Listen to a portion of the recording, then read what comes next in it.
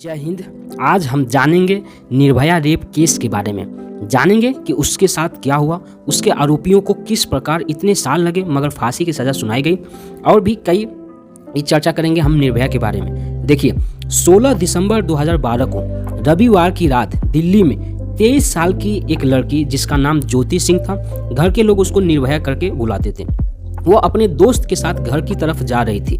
बीच रास्ते में एक प्राइवेट बस आई और उन दोनों को बैठने के लिए बोला।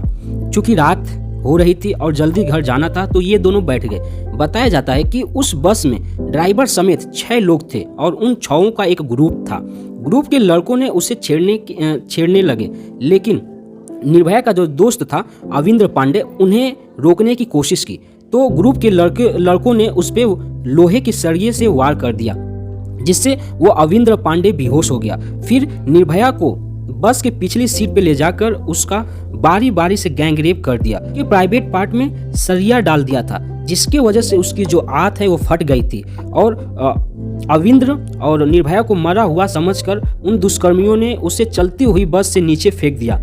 निर्भया के दोस्त अविंद्र ने किसी तरह से उठ मदद की गुहार मांगी और लगभग 20 से 25 मिनट बाद एक पेट्रोलिंग करती हुई जीप उन्हें देखा और उनको सफदरजंग अस्पताल में भर्ती करवाया। निर्भया की हालत इतनी खराब हो चुकी थी कि उसका जो ब्लड है वो रुक ही नहीं रहा था, तो उसको एयरलिफ्ट कर उसको सिंगापुर ले जाया गया। 29 दिसंबर 2012 को रात के समय निर्भया का जो है दम टूट गया। इस घटना के बाद देश भर में लोगों ने जबरदस्त विरोध किया, प्रदर्शन किया, बसें जलाई, लोग सड़क पे आ गए। कालीन जो मुख्यमंत्री थी दिल्ली की, वो थी शीला दीक्षित। शीला दीक्षित ने उन दुष्कर्मियों को पकड़ने और सजा दिलाने का आश्वासन भी दिलवाया। देखिए, इसके बावजूद निर्भया के माता पिता को लगभग 7 साल लगे अदालत के चक्कर लगाते हुए और उन दोषियों को सजा दिलाने के लिए, जिसमें आरोपी में बस ड्राइवर राम सिंह, विनय गुप्ता, पवन गुप्ता, मुकेश सिंह, अक्षय ठाकुर और अन्य नाबालिग था। बस ड्राइवर राम सिंह ने ट्रायल के दौरान तिहाड़ जेल में ही आत्महत्या कर ली। नाबालिग को 3 साल की सजा हुई, सुधार करवास उसको भेज दिया गया, और लंबी कानूनी लड़ने के बाद 20 मार्च 2020 को सुबह 5:30 बजे निर्भया के दोषियों को जो है फांसी दे दी गई।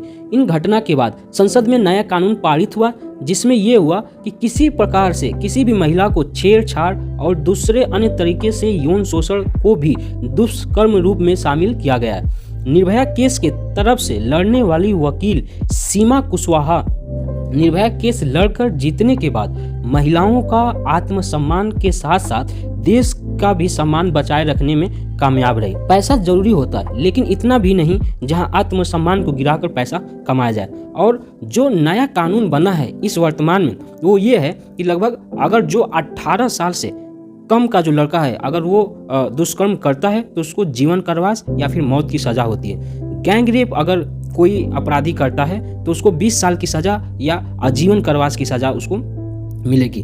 18 साल की कम बच्ची के साथ रेप अगर होता है तो उस स्थिति में फांसी की सजा देने का प्रावधान रखा गया है। सहमति से किया हुआ दुष्कर्म में 15 साल की अगर 18 साल की सजा कर दी गई है। देखिए, निर्भया और हाथरस भी एक बहुत ही दर्दनाक घटना है, जिसके बारे में हम अन्य किसी दिन डिटेल में वीडियो बनाएंगे, ठीक है। निर्भया और हाथरस और अन्य दुष्कर्म का शिकार हुई लड़कियों की तरफ से ये लाइन है कि शायद उस दिन ताला टूटे संविधान के पेटी का, जिस दिन जिस्म निचोड़ा जाएगा किसी मंत्री की बेटी का। जय हिंद।